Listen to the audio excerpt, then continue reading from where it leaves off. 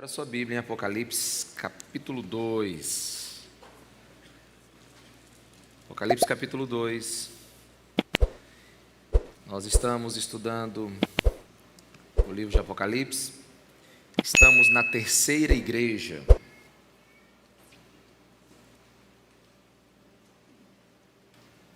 O Senhor Jesus revelou para João muitas coisas e entre elas incumbiu João de escrever 3 cartas no seu nome, 7 cartas no seu nome para 7 igrejas.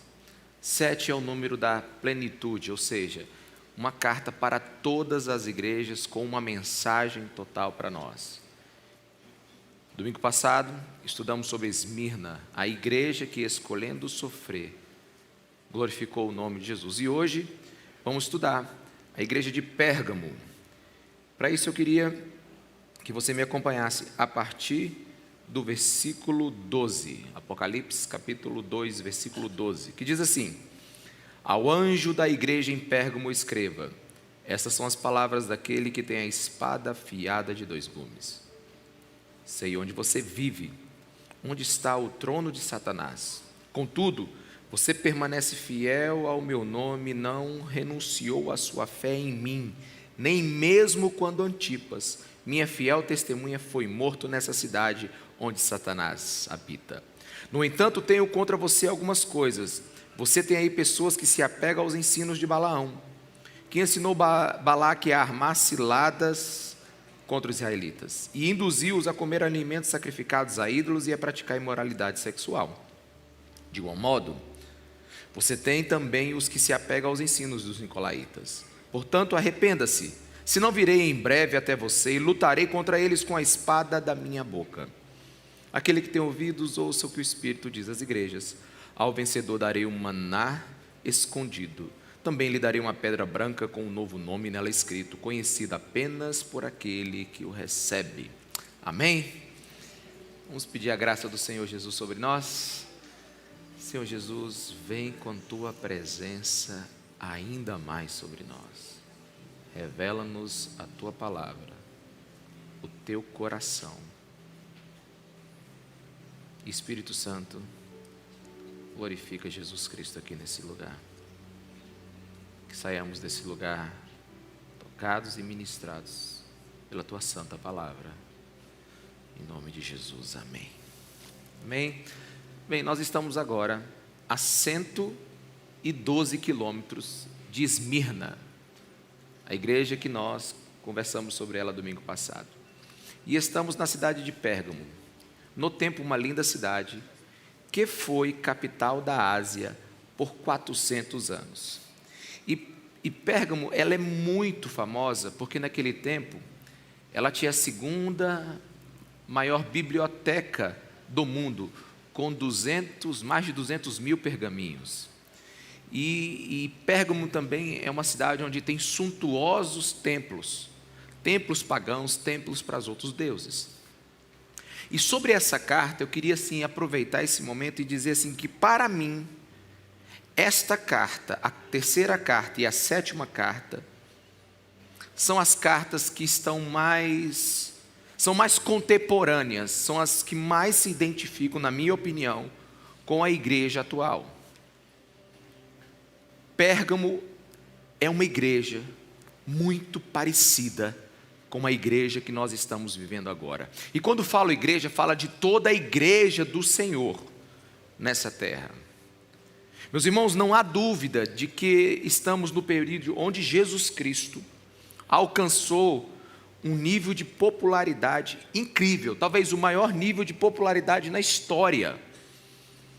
Jesus Cristo nunca foi tão famoso, Jesus Cristo nunca foi tão falado em tantos lugares, Jesus Cristo nunca entrou em tantos lugares, mas essa não é uma boa notícia completa, pois um Jesus que é popular no mundo liberal, um Jesus que é popular numa cultura, numa sociedade imoral, no mínimo, é um Jesus diluído. Numa sociedade onde não sabemos distinguir cristãos e não cristãos, às vezes, com base no seu estilo de vida, às vezes a gente entendeu alguma coisa errada de Jesus no meio desse caminho. É possível que a verdadeira teologia foi retirada e substituída pela religião do bom-estar, do bem-estar. Mas essa carta, ela é para nós hoje. Ela nunca foi tão importante para a igreja, porque eu entendo que ela vai ser determinante para nós entendermos aqui o estado atual e como nós podemos nos defender no mundo de hoje. Porque para cada igreja do Apocalipse, Jesus dá a si mesmo um nome. E esse nome se aplica à necessidade desta igreja. E qual é o nome que Jesus dá a si mesmo para a igreja de Pérgamo? Ele diz: essas são as palavras daquele que tem a espada afiada de 2 gumes. Jesus está dizendo aqui: eu sou a espada. Jesus está dizendo assim, e quando Jesus cita que ele é a espada, ele está dizendo assim, que ele é a verdade, que da sua boca procede a verdade. A igreja de Pérgamo estava sofrendo de profundos desvios morais e estava com problemas no seu caráter. E eles necessitavam de um instrumento que separasse o que era falso do que era verdadeiro. E esse instrumento é a espada de Jesus, a palavra de Jesus. Ele vem e separa na massa cinzenta que temos, ou que a igreja tem, de dificuldade de saber o que é verdade e o que é mentira. Vem a espada de Jesus e separa. Vem a espada de Jesus e diz o que é verdade, o que é mentira, o que é moral, o que é imoral. E essa espada vai vir hoje sobre nós no nome de Jesus. E vai nos ensinar a separar o que é de Deus do que não é de Deus. E essa verdade, às vezes, ela gera açoites em nossa consciência e nos fere. Por isso existem muitos que não querem ou evitam a palavra de Jesus, pois a verdadeira palavra de Jesus, ela vai machucar a nossa consciência com a verdade. Jesus diz assim: eu sou aquele que tem a espada de 2 gumes. E é interessante que talvez o livro de Apocalipse ele tenha muitas simbologias que a gente não entenda. Mas para a igreja de Pérgamo, para os gregos naquele tempo, eles entendiam muito bem. Quando se falava da espada de 2 gumes, eles ligavam a espada que ficava com o procônsul, ou seja, aquele que tinha autoridade para dizer as coisas como elas são. Aquele que tinha autoridade para determinar, inclusive, vida ou morte. Então Jesus, quando falou isso para a igreja de Pérgamo, ela entendeu muito bem. Chegou a espada que vai dizer como as coisas são. Quantos me entendem, diga amém. E ele também diz no versículo 13: sei onde vocês estão. Vocês moram onde o trono de Satanás foi colocado. Bem, não tinha um trono em adoração a Satanás.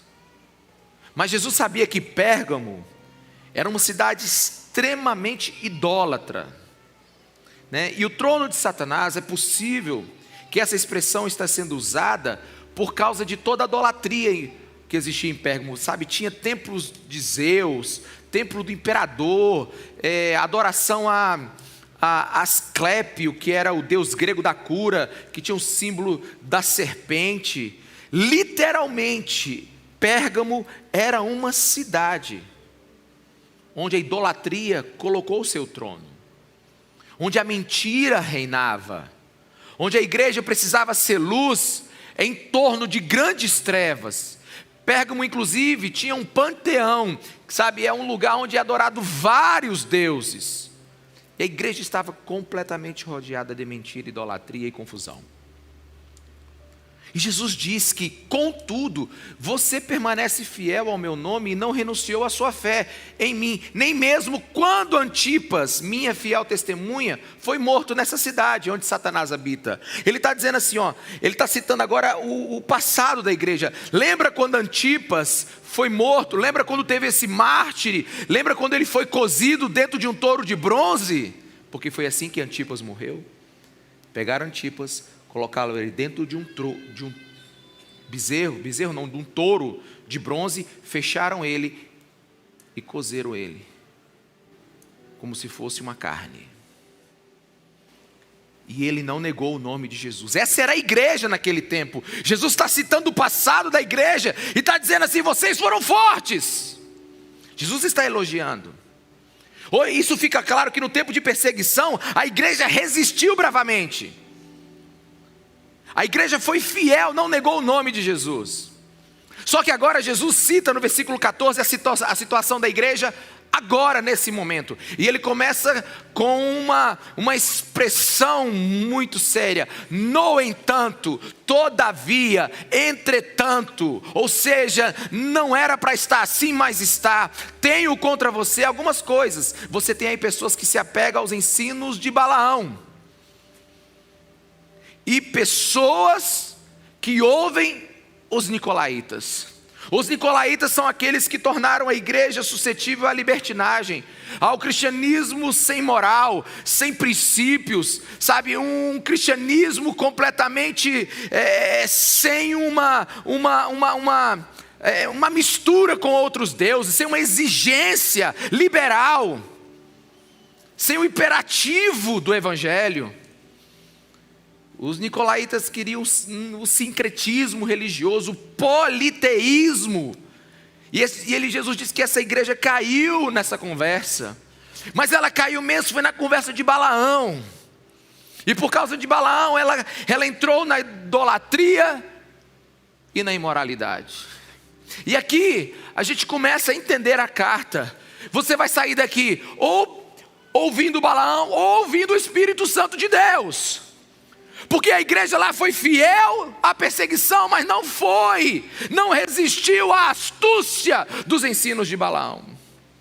E quando Jesus cita isso, eu até conversei agora pela manhã, a gente tem que fazer um resumo de 3 capítulos imensos de Números, né? Mas a gente vai tentar aqui, que é de Números 22 ao número 25. Então, mas quem é Balaão? O que esses ensinos de Balaão foram?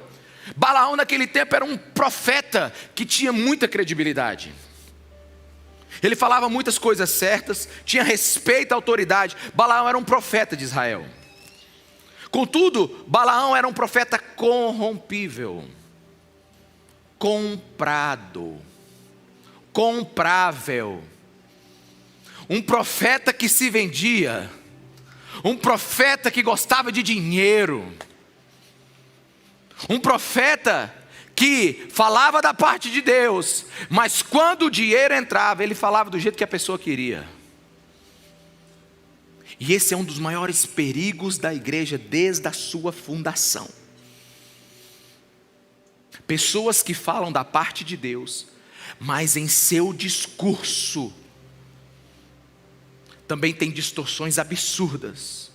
Pessoas que falam do interesse de Deus, mas falam do seu próprio interesse. Então é possível sim, termos profetas que falem da parte de Deus, mas também falem contra Deus. E Balaão foi um desses. E entenda aqui o que Jesus quer dizer com os ensinos de Balaão.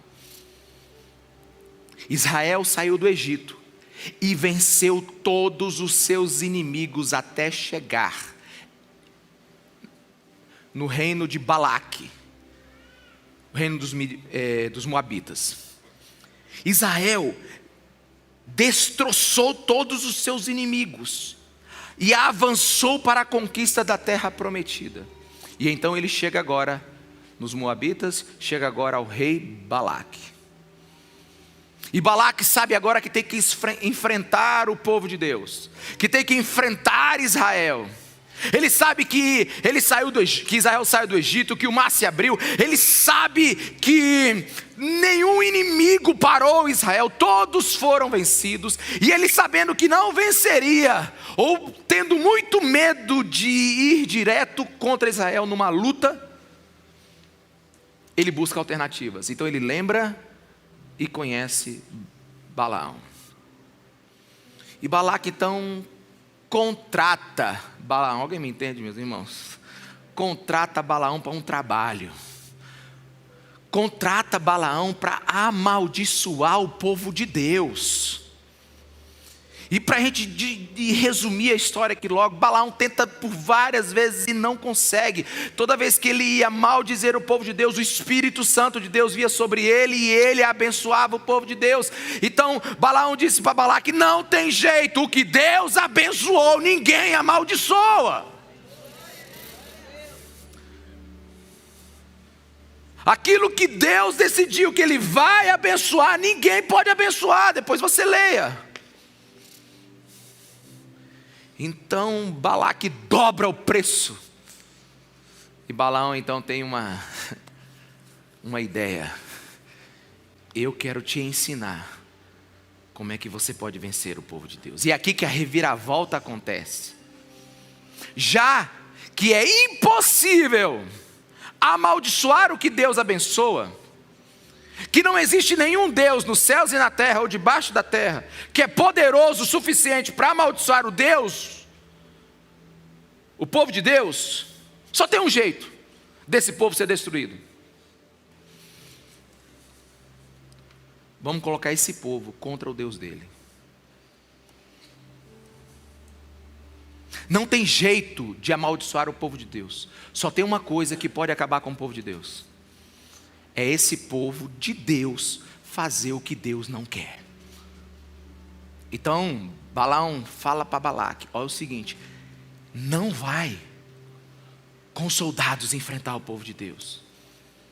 Não dá para você vencer. Mas tem uma coisa que você pode fazer, Balaque. Só tem um jeito de destruir o povo de Deus. Vamos fazer eles pecarem. A única coisa que pode destruir o povo de Deus é o pecado. Então o plano é o seguinte: em vez de você lutar contra o povo de Deus, não envie soldados. Em vez de você enfrentá-los com lança, não envie lanças. Não vá para o confronto direto. Vamos tentar desviá-los. Em vez de lutar, seduza-os. Então Balaque, ouvindo a astúcia de Balaão, ele monta tendas com lindas mulheres servindo comidas consagradas aos outros deuses. E em vez de espada e lança, Balaque oferece ao povo de Deus comida e cama.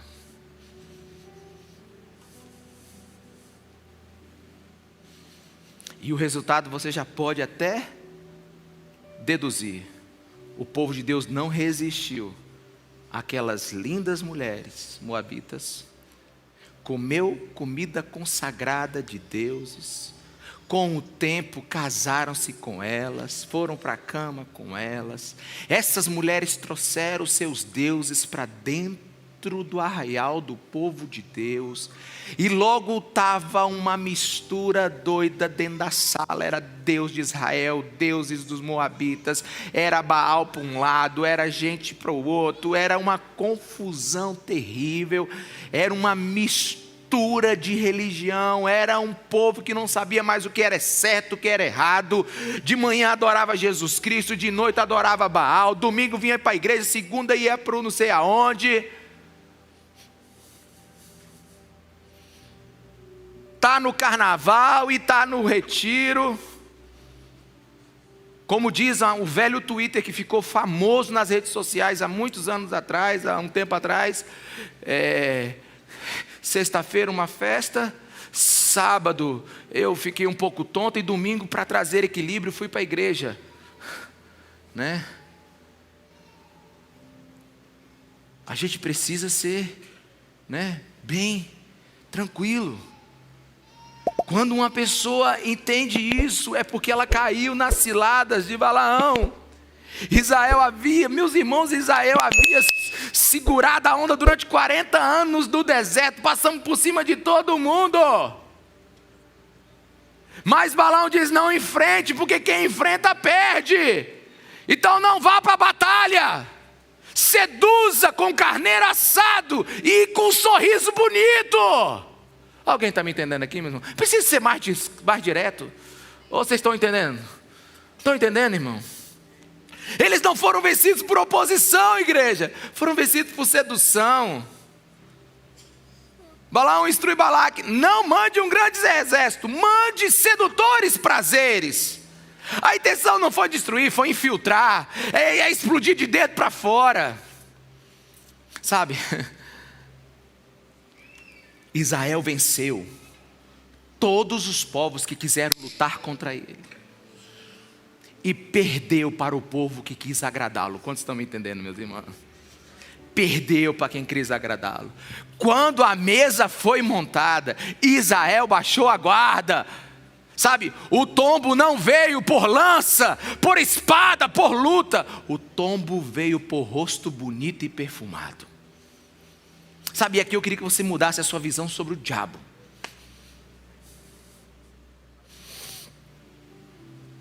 Já tem muito tempo que o diabo não vem com dentes, chifres e tridente.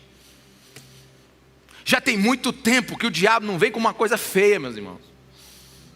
Mas ele vem com belos sorrisos, com uma camba king, com lençóis egípcios, perfumado, com contratos gordos.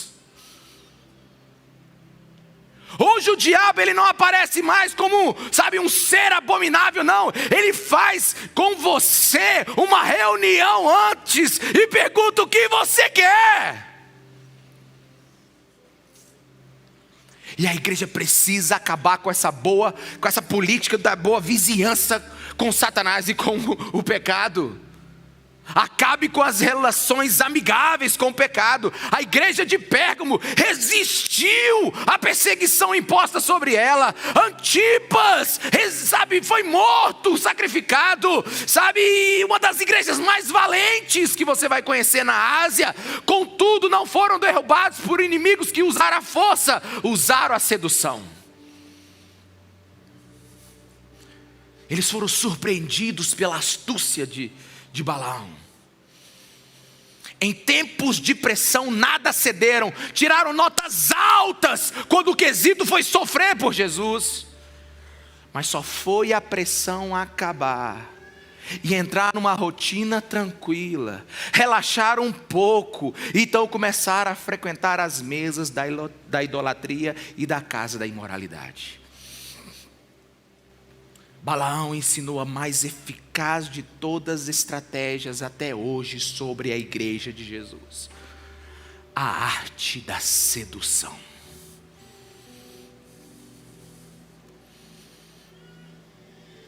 Balaque, não vá enfrentá-los, aprenda a esperar. Não corra para atacá-los, monte uma armadilha. Balaque, olha, tenha uma atitude desinteressada. Não deixe perceber que você quer algumas coisas deles, só descubra o que eles querem. Outra coisa, Balaque, fala para o pessoal: não esqueça de sorrir. Tem que sorrir, todo mundo sorrindo. Tem que ser sorriso para todo mundo, tem que dizer que está tudo bem, que é coisa boa. Nada como um lindo sorriso, Balaque, para criar um momento de aproximação.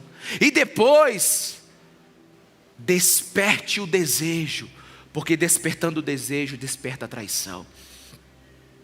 E não obrigue, não obrigue, esse negócio de obrigar acabou. Simplesmente ofereça, faça boas sugestões. Vai devagarzinho, não deixa a coisa ficar assim muito, não vá no embate, não briga, só atraia. Quantos me entendem? Diga amém, meus irmãos. A filha de Billy Graham, em 2001, ela foi à TV americana. Foi em 2001 que teve a queda das Torres Gêmeas, não foi isso? Em 2001, logo após o 11 de setembro, Os Estados Unidos estava passando por um momento assim de muitas perguntas, muita análise. Estava em nível vermelho.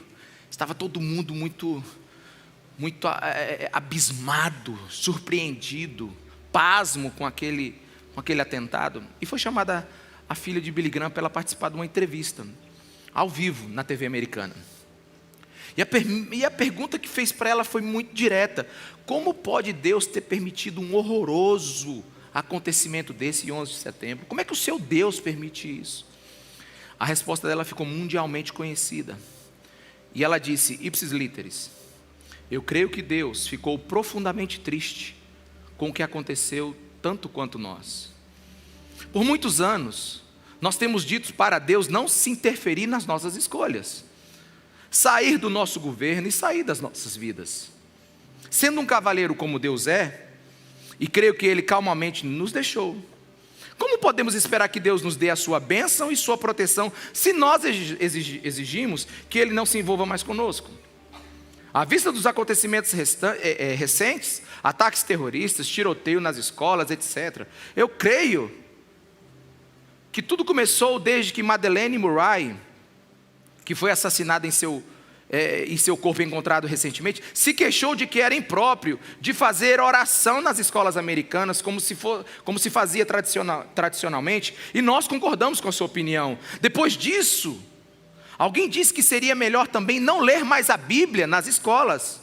A Bíblia que nos ensina que não devemos matar, não devemos roubar, e devemos amar o nosso próximo como a nós mesmos, e nós concordamos. Logo depois, o Dr. Benjamin Spock disse que não deveríamos bater em nossos filhos quando eles se comportassem mal, porque suas personalidades em formação seriam distorcidas e poderíamos prejudicar a sua autoestima.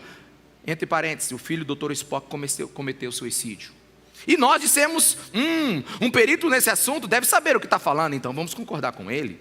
Depois alguém disse que os professores e os diretores da escola não deveriam disciplinar mais os seus alunos, porque eles tinham medo de ser processados. E nós concordamos com isso. Aí alguém sugeriu que deveríamos deixar que nossas filhas fizessem aborto, se elas assim quisessem. E nós aceitamos essa sugestão sem ao menos questioná-la. Em seguida, algum membro da mesa administrativa escolar, muito sabido, diz que como rapazes serão sempre rapazes, e que como homens iriam acabar fazendo o inevitável, que então deveríamos dar aos nossos filhos tantas camisinhas quanto eles quisessem, para que eles pudessem se divertir à vontade, e que nem precisaríamos dizer aos seus pais que eles as tivessem obtido na escola. E nós dissemos, está bem. Depois alguns de nossos oficiais eleitos, mais importantes, disseram que não teria importância alguma o que nós fizéssemos na nossa vida privada, desde que estivéssemos cumprindo os nossos deveres. Concordamos com eles e dissemos que para nós não faria qualquer diferença que uma pessoa fizesse em particular, incluindo o nosso próprio presidente. Então alguém sugeriu que imprimíssemos revistas com fotografias de mulheres nuas e disséssemos que isto é uma coisa sadia, é uma arte, é uma apreciação natural do corpo feminino. E aí nós concordamos e não falamos nada. Depois outra pessoa foi mais longe e publicou foto de crianças nuas e nós não falamos nada. E então, em nome da liberdade, permitimos a imoralidade entrar em vários lugares. E a indústria de entretenimento então disse, vamos fazer shows de TV e filmes que promovam profanação, violência e sexo ilícito. Vamos gravar música que estimule o estupro, sexo, drogas, assassinato, suicídio, temas satânicos, porque nós somos uma sociedade livre. E nós achamos que isso seria apenas diversão, que não produzia qualquer efeito negativo e prejudicial. Agora, nós estamos nos perguntando por que nossos filhos não têm consciência. E por que não sabem distinguir entre o bem e o mal, o certo e o errado. Por que não lhes incomoda matar pessoas estranhas, ou seus próprios colegas de classes, ou a si mesmos. Provavelmente, se nós analisarmos tudo isso seriamente, iremos facilmente compreender. Nós escolhemos exatamente aquilo que semeamos. E ela termina, é triste. Como as pessoas simplesmente culpam Deus e não entendem que porque o mundo está indo a passos largos para o inferno. É triste como cremos em tudo que os jornais e a TV dizem, mas duvidamos do que a Bíblia nos diz. É triste como todo mundo quer ir para o céu, desde que não precise crer, nem pensar ou dizer qualquer coisa que a Bíblia ensine. É triste como alguém diz: eu creio em Deus, mas ainda segue Satanás, que por sinal também crê em Deus. É engraçado como somos rápidos para julgar, mas não queremos ser julgados. Essa foi a resposta dela. Esse é o plano de Balaão. Esse é o plano de Balaão. Sabe, e Balaão continua falando para a sua igreja: para que ficar falando de Jesus em todo lugar? Isso é desagradável. Seja polido. Seja uma pessoa, não seja tão intruso, não seja assim uma pessoa tão inconveniente. Para com esse negócio de falar de Jesus para todo lado. Para que esse exagero? É só uma dose. Quando é de uma dose que nasce o alcoólatra. Que problema é esse? Para com isso, pastor. Você está sendo muito rígido. É só uma festa, é só um show. Eu não vou fazer nada mesmo, não. É só assim. Deixa eu te falar, na história da igreja está comprovado, meus irmãos, que é mais fácil ser fiel em tempo de perseguição do que em tempos de conforto.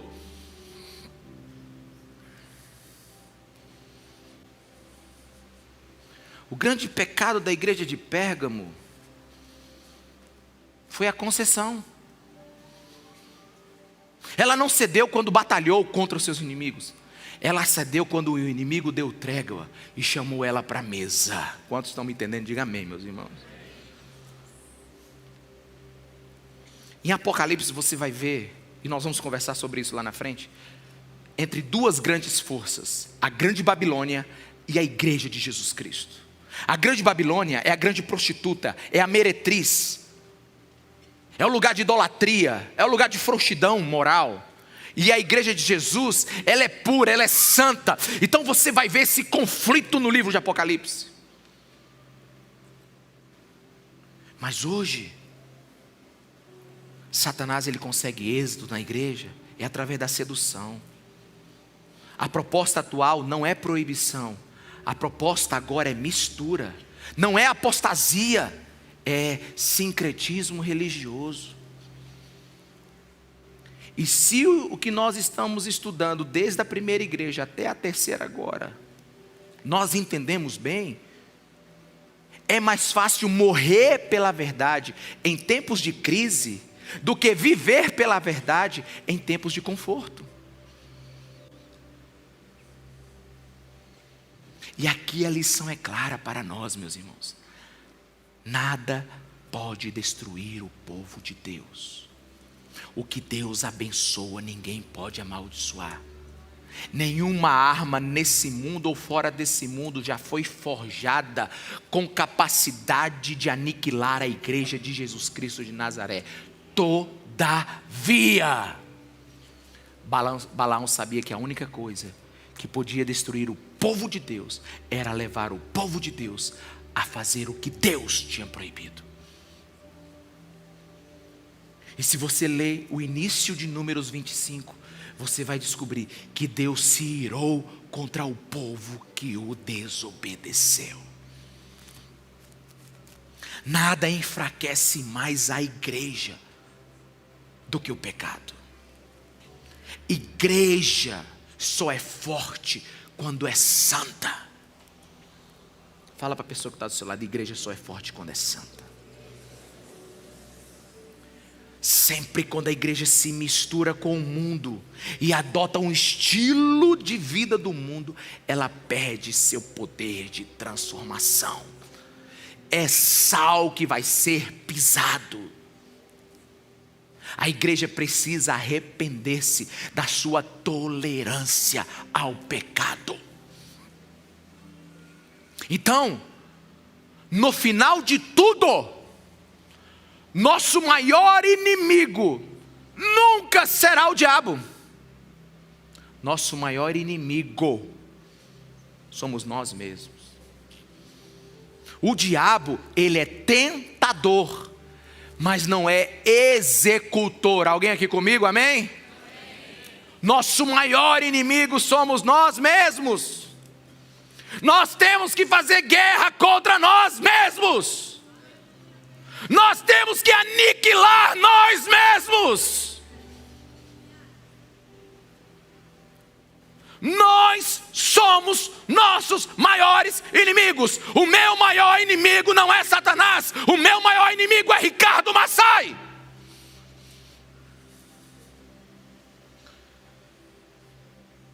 Porque o que Deus abençoa, ninguém amaldiçoa. Onde a mão de Deus está, ninguém pode tocar. A igreja não vai ser destruída por nenhum feitiço. A igreja não vai ser destruída por nenhum ataque dos infernos. É os infernos que não prevalecerão sobre a igreja de Jesus. Mas a igreja hoje está capengando, está rastejando, porque ela tem matado a si mesmo, procurando outros deuses e vivendo imoralidade. Porque ela foi seduzida. Porque ela está comendo na mesa de Balaão. Porque ela está sentindo o gostinho do sucesso e do prazer. Porque ela não está mais na guerra para sobreviver no deserto. Agora ela está na tenda da imoralidade e fazendo contrato com Balaque, o prefeito da cidade.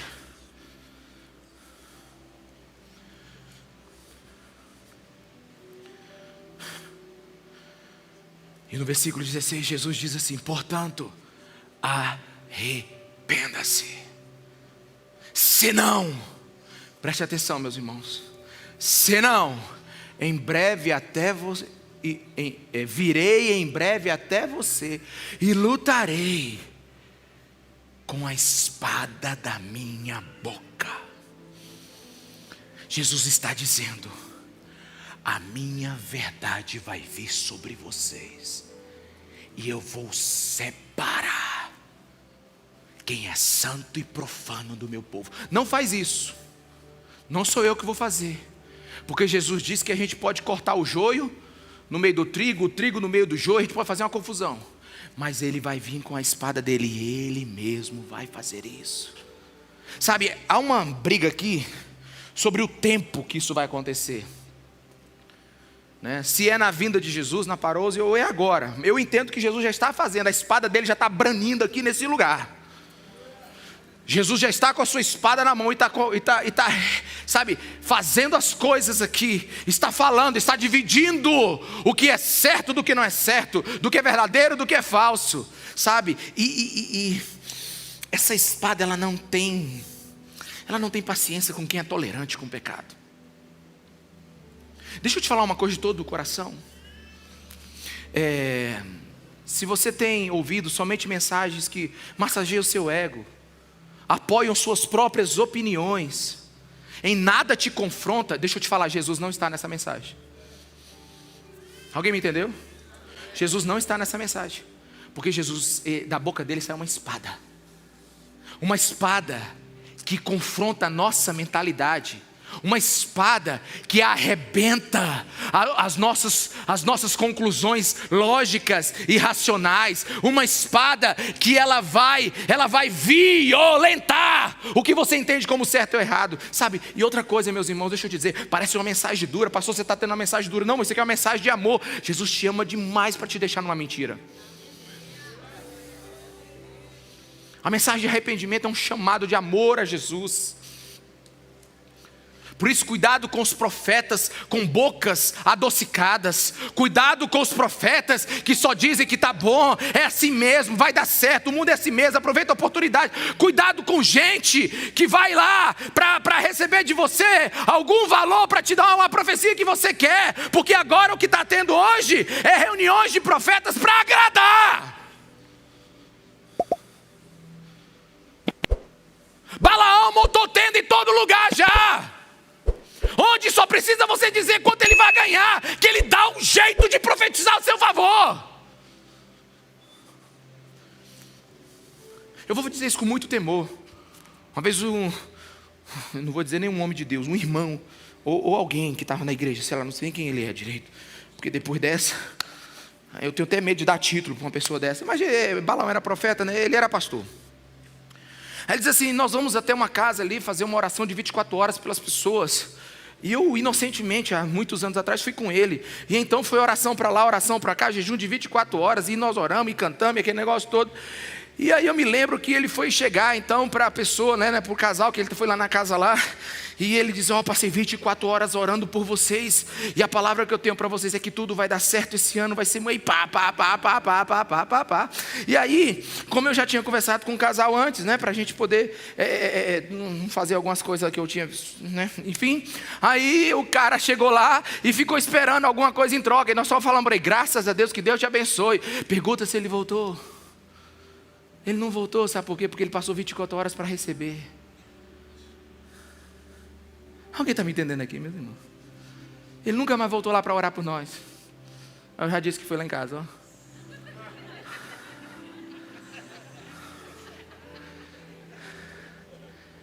nunca mais voltou. Sabe por quê? Porque ele estava lá para receber. Ele estava para falar lá coisas que eu gostava, ou coisa que a nossa família ia gostar. Meus irmãos, eu não tenho um pingo de temor do que eu estou falando aqui agora. Temor tem que ter ele por estar vendendo profecia por aí. Foi o tempo que eu tinha medo de falar de gente aí de pilantra espiritual. Deixa eu te falar, nunca se levantou tanto Balaão no nosso meio. Gente que vai falar e vai te seduzir. Você sabe, deixa eu te falar uma coisa, pastor, mas eu preciso tanto de uma palavra, eu preciso de uma palavra iluminada. Deixa eu te falar, sabe onde é que Jesus brilha mais? É nas trevas do seu coração em pecado. Alguém está me entendendo aqui, meus irmãos? Não estou entendendo, está entendendo sim. No dia que você se arrepender, Ele vai no mais obscuro do seu coração e vai brilhar como o sol. Vai te tirar dessa vida mentirosa. Pastor, esses dias você está muito assim, agoniado. Não estou agoniado, irmão, sabe porque eu estou preocupado, porque quem não queria estar pregando Apocalipse era eu, porque eu não sei o que eu vou pregar no domingo que vem, porque eu não me preparei para pregar Apocalipse. Eu só estou debaixo de uma palavra de Deus, e eu estou vendo que eu só estou Esses dias chegaram para mim assim, essa semana foi uma semana muito maravilhosa, mas irmãos chegaram assim, pastor, o senhor está dizendo que eu tinha que abraçar o sofrimento. Esmirna abraçou o sofrimento, Esmirna teve que tomar decisões para sofrer. Pastor, eu não trabalho certinho não, mas se eu não trabalhar certinho eu vou ser demitido. Se eu sou demitido, minha família vai passar uma necessidade. Pastor, eu devo passar necessidade, irmão, o problema é teu. Eu não falei assim que o problema era dele, eu só falei assim, irmão, eu não posso decidir por você. Está certo ou errado? Ele está errado. Então, mas não tem outro jeito. Eu digo, então continua errado. Ele disse, não, pastor, não resolveu. Eu digo, irmão, eu não posso resolver. Porque a espada, quando vem, ela não pergunta, oi, tudo bem? Quando a espada vem, ela só separa e você descobre o que é certo do que é errado. E aí você tem que decidir qual lado você vai ficar. Porque ela separa juntas e medulas, ela separa pensamentos e ela separa o que Deus fala, ela separa a alma do homem daquilo que o Espírito diz. Quantos estão me entendendo? Diga amém. Então Deus está fazendo isso nesse tempo, e a responsabilidade de sofrer o dano é sua, porque Jesus vai vir. Ou você quer enfrentar Ele no dia final, ou você continua brincando com a palavra que Ele está ministrando hoje.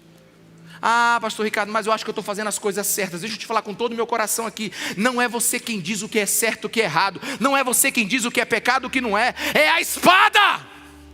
É a palavra. Nós não somos autoridade, meus irmãos, para dizer o que é certo ou errado. Nós não somos o eixo moral da nossa vida. Jeremias 17:5 diz assim, maldito o homem que confia nos homens. E aqui a palavra não é maldito você que confia na outra pessoa, não, é maldito você que confia no homem que é você.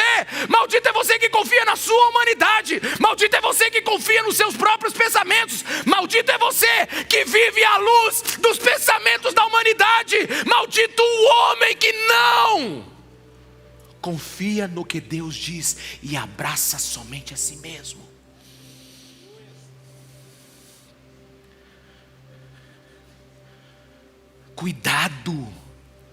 Cuidado, porque você pode estar vivendo uma grande mentira, porque você foi seduzido, porque a verdade nem sempre é aquilo que funciona. A verdade nem sempre é o que todos fazem. A verdade nem sempre é aquilo que te faz se sentir bem. A verdade nem sempre é o que lhe prosperou. A verdade nem sempre é o que foi decidido por lei, o que foi decidido por voto. Tem muita coisa que foi instituída por aí, que é uma grande mentira, e está passando como verdade no nosso meio. E a espada de Jesus está branindo um para o lado e para o outro. E a Bíblia diz que ela é eficaz, ela é viva. E quando o pessoal lá de Esmirna ouviu que Jesus Cristo iria descer na igreja com uma espada na sua boca, eles sabiam que a espada era a machaira, é a espada do procônsul, era a espada que determinada vida ou morte. Eles estavam sabendo quem estava falando. É a menor definição de Jesus Cristo em todas as igrejas. Sabe por quê? Porque quando o assunto é certo ou errado, Jesus só diz sim ou não. Alguém está aqui, meus irmãos? Não precisa ficar se explicando. Ô, meu irmão, olha, deixa eu te falar de todo o meu coração. Há um tempo atrás eu ficava questionando, como é que eu vou falar isso para o irmão? Vai ser tão ruim para ele. Não, eu não tento convencer mais ninguém. Eu só leio a Bíblia e deixo a espada cumprir. Jesus, ele não vai dizer assim, nossa, está tão difícil para você, né, se encaixar nesse mundo. Não, Jesus vai dizer assim, você está errado e você está certo. É curta e afiada. A palavra de Deus é arma de justiça. E o julgamento de Jesus é verdadeiro. Sabe, eu estou assistindo um seriado onde eles dão nomes às espadas. Cumpridora de promessa, agulha e tantas outras. Se eu pudesse dar um nome para a espada de Jesus, seria aquela que revela o mais íntimo do coração.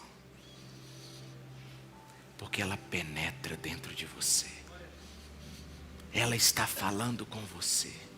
E ele termina: aquele que tem ouvidos, ouça o que o Espírito diz às igrejas.